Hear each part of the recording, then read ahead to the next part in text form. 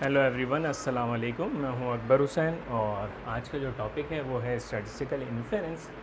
सबसे पहले समझते हैं कि स्टैटिस्टिकल इन्फेरेंस क्या है। स्टैटिस्टिकल इन्फेरेंस क्या होती है कि पॉपुलेशन का कोई पैरामीटर है, अननोन है और हम उससे फाइंड आउट करना चाहते हैं, तो हम ये करते हैं कि सैंपल की बुनियाद के ऊपर हम जो है वो पॉपुलेशन पैरामीटर जो अननोन है उससे अप्रोच करते हैं।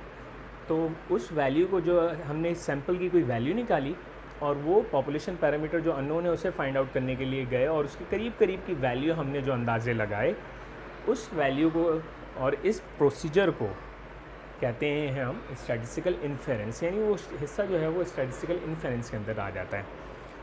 यानी ये समझ लीजिए कि कयास आराई जिसे कहते हैं कि आप सैंपल की बुनियाद पर जो है पॉपुलेशन को मालूम करें, पॉपुलेशन पैरामीटर को जो कि अननोन है मालूम करें, उसे कहते हैं हम स्टैटिस्टिकल इन्फेरेंस। स्टैटिस्टिकल इन्फेरेंस जो है वो ट्रेडिशनली जो है वो दो हिस्सों में डिवाइड हो जाती है। पहला ये होता है कि एस्टिमेशन ऑफ पैरामीटर होती है, यानी आप पैरामीटर को मालूम एस्टिमेशन कर रहे हैं आप पैरामीटर की, और ये कैसे करते हैं थ्रू सैंपल के जो स्टैटिस्टिक होती है उसके थ्रू आप एस्टिमेशन करते हैं, तो उसे एस्टिमेशन ऑफ पैरामीटर। इसीलिए ये टॉपिक जो है स्टैटिस्टिकल इन्फेरेंस में आता है। दूसरा टॉपिक जो है वो है टेस्टिंग ऑफ हाइपोथेसिस है। टेस्टिंग ऑफ हाइपोथेसिस क्योंकि काफ़ी एक लंबा टॉपिक है तो इसे हम बाद में करेंगे। फिर इसके बाद जब हम एस्टिमेशन ऑफ पैरामीटर के अंदर आते हैं तो इसके भी दो हिस्से बन जाते हैं। एक पहला हिस्सा बनता है पॉइंट एस्टिमेशन और दूसरा हिस्सा जो है वो है एस्टिमेशन बाय कॉन्फिडेंस इंटरवल। ये CI का मतलब इधर कॉन्फिडेंस इंटरवल है, क्लास इंटरवल नहीं है। अच्छा, अब देखें पॉइंट एस्टिमेशन। पॉइंट एस्टिमेशन का क्या मतलब होता है, यानी एग्जैक्टली कोई एक न्यूमेरिकल वैल्यू के ऊपर इशारा किया जाए। जैसा कि अगर सपोज़ करें कि हमारे सामने एक स्टूडेंट बैठा हुआ है क्लास के अंदर और हम उससे कहें कि भाई तुम्हारी जेब में जो पैसे हैं वो तकरीबन 90 रुपये मौजूद हैं, और वो बच्चा निकाले तो 100 रुपये उसकी जेब में निकल है। तो क्या हुआ कि आपने जो एस्टिमेट लगाया है या आपने जो पॉइंट एस्टिमेशन की तरफ इशारा किया था वो आपकी वैल्यू गलत हो गई। लेकिन अगर यही काम हम जो है वो दूसरे तरीके से करें, यानी हम ये कह दें कि भाई आपकी जेब में जो है वो 60 रुपये से लेके 120 रुपये के दरमियान आपकी जेब में पैसे हैं, तो देखें आप चाहे 60 रुपये निकलें तब भी जवाब सही होगा, 70 रुपये निकलें, 80 रुपये निकलें, 90 रुपये निकलें और 110 या 120 रुपये निकलें, तब भी हमारा जवाब ठीक होगा। यानी दो पॉइंट्स के दरमियान अगर हम बात करें तो उसे कहते हैं कॉन्फिडेंस इंटरवल। अब वो कितने कॉन्फिडेंस के साथ कह रहे हैं, कितनी कॉन्फिडेंस लेवल है आपका, यानी 90% कॉन्फिडेंस के साथ कह रहे हैं, 95% के साथ कह रहे हैं, या फिर 99% कॉन्फिडेंस के साथ कह रहे हैं, वो एक अलग बात है। तो देखें अभी हम ये करते हैं कि पॉइंट एस्टिमेशन के जो एस्टिमेट करने के तरीके हैं वो तीन मेथड्स हैं, जिसे हम कहते हैं MLE यानी मैक्सिमम लाइक्लीहुड एस्टिमेटर, और दूसरा मेथड क्या है, मेथड ऑफ मोमेंट्स है, और तीसरा मेथड है मेथड ऑफ लीस्ट स्क्वायर। लेकिन यहाँ पर क्योंकि हमें जो है वो एस्टिमेशन बाय कॉन्फिडेंस इंटरवल के ऊपर बात करनी है तो इसको भी बाद में करेंगे। एस्टिमेशन बाय कॉन्फिडेंस इंटरवल का मतलब ये होता है कि अब पहला जो इसका टॉपिक है वो है confidence interval for estimates of the population mean mu. Population mean जो होता है आपको पता है कि पॉपुलेशन मीन किसके बराबर होता है, म्यू के बराबर होता है। ये अननोन है आपके लिए, क्योंकि यहाँ पर कॉन्फिडेंस इंटरवल की बात हो रही है तो इसलिए इधर भी लेस देन लगा दिया, यानी दो वैल्यूज़ आनी चाहिए। इधर कुछ मौजूद होगा और इधर कोई वैल्यू मौजूद होगी जिससे हम दो न्यूमेरिक वैल्यू निकाल लेंगे, तो ये आपका काम हो जाएगा confidence interval estimates of the population mean mu. ये पॉपुलेशन मीन म्यू है। इसी तरह से जब उसने कहा confidence interval for difference of mean, difference of means का मतलब ये हुआ कि आपके पास दो मीन होंगे, यानी दो पॉपुलेशन वैल्यू, दो वैल्यूज़ होंगी μ1 और μ2, और यहाँ पर भी कोई वैल्यू होगी, यहाँ पर भी कोई वैल्यू आप फाइंड आउट कर लेंगे। तो ये डिफरेंस हो गया दो नॉर्मल पॉपुलेशन के दरमियान का। इसी तरह उसने कहा confidence interval for population proportion. तो पॉपुलेशन प्रोपोर्शन का मतलब क्या हुआ कि यानी आपके पास यहाँ P होगा, यहाँ पर P होगा, इधर भी कोई वैल्यू हो और इधर भी कोई वैल्यू हो, दो कॉन्फिडेंस इंटरवल निकला। इसी तरह डिफरेंस ऑफ पॉपुलेशन प्रोपोर्शन की बात कर रहे हैं तो P1 माइनस P2, डिफरेंस ये हो गया और आपने फिर दोबारा ये काम कर लिया। तो यहाँ पर भी कुछ वैल्यू हो और यहाँ पर भी कोई वैल्यू हो, इसे कहते हैं इंटरवल एस्टिमेशन। तो अभी हम क्योंकि यहाँ म्यू है, पहले वाले टॉपिक के लिए बात करें confidence interval for estimates of the population mean mu, इसके लिए अभी हम काम करेंगे। तो आगे देखते हैं। अब देखिए ये जो आपके पास इक्वेशन लिखी हुई है इसे देखें, ये एक जनरल इक्वेशन है। चाहे किसी भी पॉपुलेशन पैरामीटर के लिए बात की जाए या किसी भी कॉन्फिडेंस इंटरवल के लिए बात की जाए तो ये जनरल सी इक्वेशन है। वो क्या है इसको पढ़ेंगे किस तरह से, इसको पढ़ा इस तरह से जाएगा, the probability of the confidence interval, the probability of the confidence interval containing the population parameter theta. ये याद रखी गई, ये थीटा अननोन है। जैसे अभी हमने आपको इससे पहले बताया था, ये म्यू भी हो सकता है, पी भी हो सकता है, μ1 माइनस μ2 भी हो सकता है, P1 माइनस P2 भी हो सकता है। और ये जो 1 माइनस अल्फ़ा है, ये 1 माइनस अल्फ़ा कॉन्फिडेंस लेवल है। यानी जैसे अब कोई कहता है कि भाई 95% कॉन्फिडेंस के साथ बात करता हूँ, तो ये वो प्रोबेबिलिटी का हिस्सा आ जाएगा। जैसे कोई कहता है 90% कॉन्फिडेंस के साथ बात करते हैं, 99% कॉन्फिडेंस के साथ बात करते हैं, तो ये वो वैल्यू आ जाएगी। और याद रखिएगा अल्फ़ा जो है वो क्या है, 0 से 1 के दरमियान लाई करेगा। यानी अगर 95% कॉन्फिडेंस के साथ बात करते हैं तो इसका मतलब है अल्फ़ा जो है वो 0.05 हो जाएगा। तो ये जो है, अभी ये तो जनरल इक्वेशन है। अब क्योंकि हम नॉर्मल के लिए बात कर रहे हैं, तो नॉर्मल के अंदर आपको पता है कि क्या होता है, नॉर्मल में z होता है। तो अगर अब हम इसको नॉर्मल के लिए काम करें तो देखें प्रोबेबिलिटी, अब यहाँ लेस देन, ये थीटा की जगह नॉर्मल फॉर्म म्यू के लिए काम कर रहे हैं, पॉपुलेशन पैरामीटर फॉर्म म्यू, यानी जो पहला वाला टॉपिक था आपका उसके लिए काम कर रहे हैं। तो यहाँ क्या आ जाएगा आपके पास भाई, इसके म्यू के लिए जब आप काम करेंगे तो इसके लिए आपको क्या करना पड़ेगा कि सबसे पहले यहाँ पर z लिखेंगे, less than z alpha by 2 minus का और प्लस का z अल्फ़ा बाई 2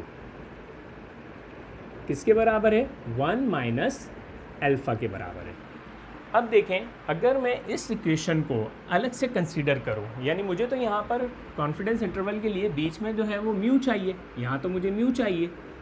तो अब आपको पता है कि z किसके बराबर होता है, z जो है वो बराबर होता है, अगर आप इधर देखें z बराबर होता है x बार माइनस म्यू, और नीचे क्या आ जाएगा, sigma over under root n के बराबर होता है। ये नॉर्मल डिस्ट्रीब्यूशन के लिए आप जब काम करते हैं तो ये तब का होता है। तो अब आप क्या करेंगे इसके अंदर कि देखिए z की जगह मैं z की वैल्यू लिख देता हूँ, पहले सिर्फ इसको कंसीडर कर रहा हूँ अब मैं, फिर यहाँ इस वैल्यू को लाकर रख देंगे। देखें z की जगह अगर x बार माइनस म्यू लिखा और यहाँ पर मैंने sigma over under root n लिखा, लेस देन, इधर आपके पास माइनस z अल्फ़ा बाई 2 हो गया और इधर भी आपके पास क्या आ गया, z अल्फ़ा बाई 2। ये दो वैल्यूज़ आपने लिख दी। अब जो है आप क्या करेंगे, अब आप क्या करेंगे कि भाई इस सिग्मा ओवर अंडर रूट को यहाँ से हटाना है, तो इसका मतलब है कि मैं बोथ साइड इसको डिवाइड करवा दूँ। जब मैं इसे डिवाइड करवाता हूँ तो क्या होगा, z अल्फ़ा बाई 2 और डिवाइड करवाया बोथ साइड, तो sigma over under root n, यहाँ से तो ये कैंसिल हो जाएगा, यहाँ आपके पास बचेगा x minus mu, z alpha by 2 और यहाँ पर आपके पास बचा sigma over under root n। अब मुझे यहाँ पर खाली म्यू रहना है, तो अब मैं क्या करूँगा, x बार चाहता हूँ इधर से हटाना, तो x बार क्या करूँगा, सब्ट्रैक्ट करूँगा बोथ साइड। तो अब मैं इधर x बार को सब्ट्रैक्ट कर देता हूँ, तो देखिए माइनस का है x bar minus z alpha by 2 sigma over under root n less than, अब क्योंकि माइनस इधर x बार हुआ तो ये तो कैंसिल हो गया, माइनस का म्यू बचा आपके पास। यहाँ पर क्या हुआ, माइनस का x bar plus z alpha by 2 sigma over under root n।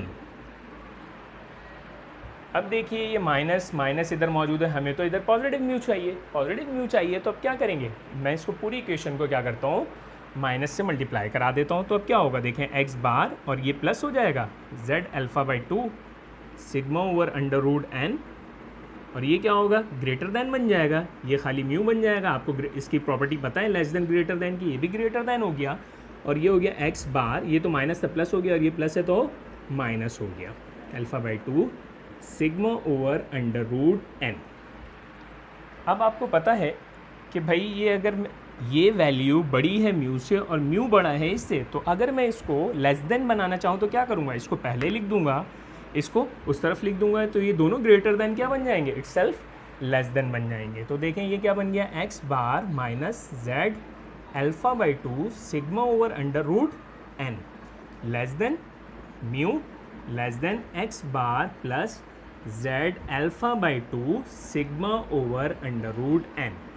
तो देखें ये इस वैल्यू को हम इस तरह से लिख सकते हैं, और ये कॉन्फिडेंस इंटरवल बन गया फॉर नॉर्मल डिस्ट्रीब्यूशन यानी म्यू के लिए। पॉपुलेशन पैरामीटर आपके पास क्या है, म्यू है, ठीक है। और एक बात और याद रखिएगा, ये जो z alpha by two sigma over under root n, ये है क्या? बेसिकली ये मार्जिन ऑफ एरर है। ये क्या चीज़ है? मार्जिन ऑफ एरर, यानी मैक्सिमम मार्जिन ऑफ एरर है। मार्जिन ऑफ एरर, ये जो वैल्यू है आपके पास, इसे आप कहते हैं मार्जिन ऑफ एरर, यानी मैक्सिमम एरर जो हो सकता है वो ये वैल्यू हो सकती है, इससे ज़्यादा नहीं हो सकता। तो अब आगे इसके क्वेश्चन करते हैं, फिर देखते हैं इंशाल्लाह। अब ये देखिए कि यहाँ पर z अल्फ़ा बाई 2 क्यों लिखा है। इसकी भी एक वजह है कि अगर आप नॉर्मल कर्व एक बनाते हैं पूरा, और ये एक पॉइंट होता है, यानी आपने दो हिस्सों में इस पॉइंट को ब्रेक कर दिया, ठीक है। यानी जो आपके पास वैल्यू थी उसने कहा कि भाई 90% कॉन्फिडेंस इंटरवल के साथ, 90% के साथ का मतलब ये होता है, 95% के साथ का मतलब ये होता है 95%, तो इसका मतलब ये होता है 1 माइनस अल्फ़ा। अब आपको पता है इसका मतलब ये हुआ कि अगर मैं इसको 95 को 100 से डिवाइड करवा दूँ तो ये क्या बन जाएगा 0.95, 1 माइनस अल्फ़ा। अल्फ़ा को उधर भेजें और इसको भेजें तो अल्फ़ा की वैल्यू आपके पास क्या आ गई 0.05। जब अल्फ़ा की वैल्यू आपके पास 0.05 आ गई, आपको ये तो पता है ना कि कॉन्फिडेंस इंटरवल के अंदर दो वैल्यूज यानी दो पॉइंट्स बनते हैं, इन दोनों के दरमियान की बात की जाती है। जब इन दोनों के दरमियान की बात की जाती है तो ये पॉइंट z अल्फ़ा बाई 2 बन जाएगा और ये पॉइंट भी z अल्फ़ा बाई 2 बन जाएगा। अब जब उसे 95% कॉन्फिडेंस इंटरवल के लिए कहा तो इसका मतलब है अल्फ़ा किसके बराबर है 0.05 के। तो ये जो पॉइंट है ये वो प्रोबेबिलिटी है जो इससे बाहर की है, यानी इस पॉइंट का मतलब ये है कि प्रोबेबिलिटी से बाहर आ जाए अल्फ़ा बाई 2, तो इसका मतलब वो रिजेक्ट हो जाएगा, मतलब ये बाहर आ गई, ये बात आपके कॉन्फिडेंस इंटरवल से बाहर आ गई। ये भी अल्फ़ा बाई 2 यानी वही है कि 0.05। इसको जब आपने डिवाइड करवाया तो अल्फ़ा बाई 2 को 0.025, तो ये एरिया भी 0.025 हो जाएगा 95 के लिए, और ये एरिया भी 0.025 हो जाएगा। तो ये वैल्यूज़ हैं z अल्फ़ा बाई 2, माइनस का z अल्फ़ा बाई 2 और प्लस का z अल्फ़ा बाई 2। याद रखिएगा इसको। इसलिए कॉन्फिडेंस इंटरवल के अंदर अगर अल्फ़ा की जो भी वैल्यू दी जाएगी उसे हम क्या करेंगे 2 से डिवाइड करके रखेंगे इधर, और फिर उसके बाद नॉर्मल टेबल में जाके देखेंगे। अगर मैं इस वैल्यू को नॉर्मल टेबल के अंदर जाके देखूँ तो याद रखिएगा फ्रॉम नॉर्मल टेबल में क्या होता है कि जब आप इस प्रोबेबिलिटी को ढूंढने के लिए जाएंगे तो आपको दो वैल्यूज़ दिखाई देंगी, 0.96 प्लस माइनस 0.96 का मतलब ये हुआ कि ये वाला पॉइंट अगर 95% कॉन्फिडेंस के साथ z अल्फ़ा बाई 2 की जगह मैं माइनस का 1.96 लिखूँगा और इसकी जगह प्लस का 1.96 लिखूँगा। इसी तरह अगर 90% कॉन्फिडेंस के लिए आप कर सकते हैं, यानी अगर आप 90% कॉन्फिडेंस के लिए करें तो 1 माइनस अल्फ़ा, उसके लिए भी वैल्यूज़ आती हैं, उसके लिए आपके पास वैल्यू क्या आ जाएगी 1.64 आ जाएगी। इसी तरीके से 99% के लिए भी आप कर सकते हैं। 99% के लिए क्या वैल्यू होती है अभी हम देखकर बता देते हैं।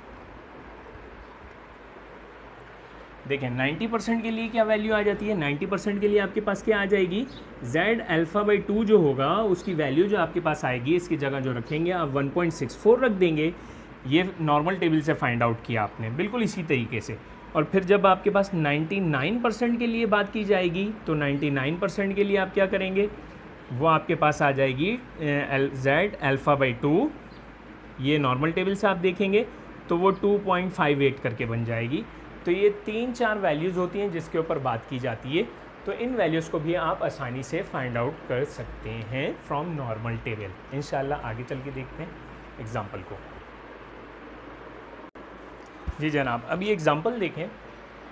इस एग्ज़ाम्पल के अंदर सबसे पहले आप इसको अगर पढ़ें तो समझ में आ जाएगी आपके कि कॉन्फिडेंस इंटरवल की बात हो रही है। पूछ तो वो कह रहा है कि फाइंड द 95% कॉन्फिडेंस इंटरवल। अब इस सवाल को पढ़ना है कि इसके ऊपर कौन सा कॉन्फिडेंस इंटरवल का फॉर्मूला लगाना है। तो अभी तो हम क्योंकि हम पहले वाली एग्जांपल पहले वाले टॉपिक की बात कर रहे थे, कहते हैं कि an electrical firm manufactures light bulb.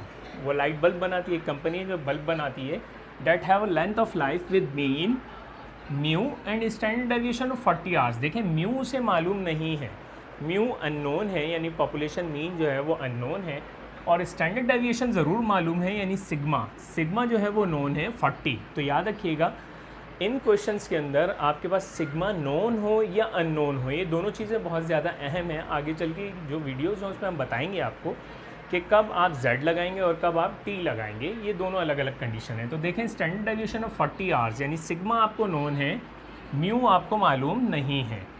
If a sample of 100 bulbs, यानी 100 बल्ब जो हैं आपने लिए, वो सैम्पल था और उनकी एवरेज लाइफ निकाली तो वो कितनी थी, has an average life 780 hours. तो अब इधर देखें एन तो आपके पास 100 हो गया, सिग्मा आपके पास 40 हो गया, नोन है सिग्मा, और एक्स बार आपके पास 780 है यानी 780। याद रखिएगा एन की वैल्यू आपके पास ग्रेटर देन 30 होनी चाहिए और सिग्मा नोन हो तो आप क्या करते हैं, जेड के लिए काम करते हैं यानी जेड अल्फ़ा बाई 2। अदरवाइज़ अगर ये सिग्मा नोन हो और एन की वैल्यू स्मॉल हो जाए, छोटी हो जाए, लेस देन 30 हो जाए, तो हम जहाँ हमने जेड अल्फ़ा बाई 2 लिखा था उसकी जगह आप टी अल्फ़ा बाई 2 लिख देते हैं।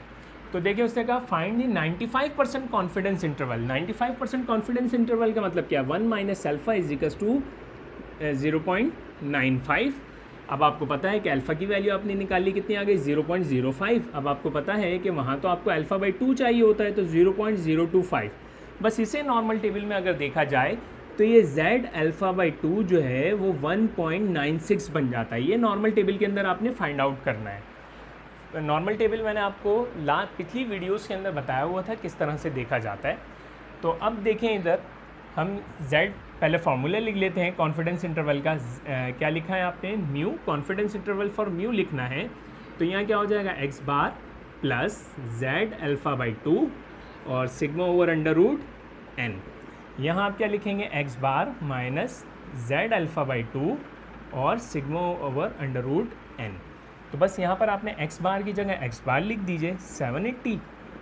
जेड अल्फ़ा बाई 2 आपको पता है कि 95% कॉन्फिडेंस इंटरवल पे क्या होता है, 1.96। सिग्मा की वैल्यू आप लिख देंगे यहाँ 40, स्टैंडर्ड डेविएशन चाहिए आपको, और अंडर रूट n की जगह आपने लिख दिया 100 लेस देन म्यू। म्यू की जगह म्यू आ गया। यहाँ पर अब आप क्या करेंगे, आपने माइनस लगाया था, यहाँ प्लस लिख दीजिए 780 प्लस 1.96 40 अपॉन अंडर रूट 100। बस इसे आप सॉल्व कर लीजिए।